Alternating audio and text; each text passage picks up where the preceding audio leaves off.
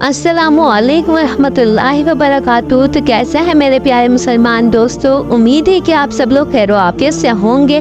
तो आज हम क़ससुल अंबिया का अगला टॉपिक पढ़ेंगे, पर उससे पहले मैं आपको एक बहुत ही अच्छी बात बताना चाहती हूँ जो आपके काम आएगी।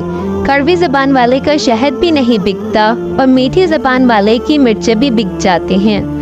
तो अब हम अपने टॉपिक की तरफ आते हैं। हज़रत आदम अलैहिस्सलाम, इसलिए कि इरादा व इख्तियार, कुदरत व तसर्रुफ और कुदरत इख्तियार, या दूसरे अल्फाज में यूँ कहिए कि हुकूमत अर्ज़ी सिर्फ इल्म के बगैर नामुमकिन है। जब अल्लाह ताला ने हज़रत आदम अलैहिस्सलाम को अपने सिर्फ इल्म से नवाजा तो बिलाशुबा वही खिलाफत अर्ज़ी का मुस्तहिक है, ना कि हम।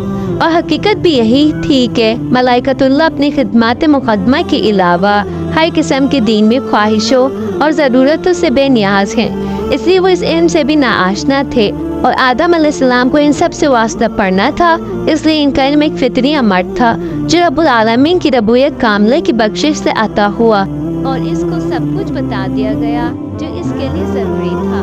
हज़रत आदम अलैहिस्सलाम को सिर्फ इल्म से इस तरह नवाजा गया कि फरिश्तों के लिए भी इनकी बरतरी और इस्तेहकाकी खिलाफत की किराए के अलावा चाराकार ना रहा, और ये मानना पड़ा कि अगर हम फरिश्ते ज़मीन पर अल्लाह ताला के खलीफा बनाए जाते तो कायनात के तमाम भेदों से नाआशना रहते, ज़मीन में वदियत शुदा रिज़्क़ और खजानों की जस्तजू करते, न हमें गर्क होने का अंदेशा होता कि कश्तियों और जहाज़ों की ईजाद करते, न मर्ज़ का खौफ कि किस्म किस्म के मुआलजात और इसके ख़वास, केमियाई मरकबात, फ़वाइद, तबीयत और फल्कियात, तबई इजादात, उलूम नफ्सियात, इसी तरह के पेश बहा और बेशुमार उलूम व फ़नून के इसरार और इनकी हिकमतों से वाकिफ़ हो सकते।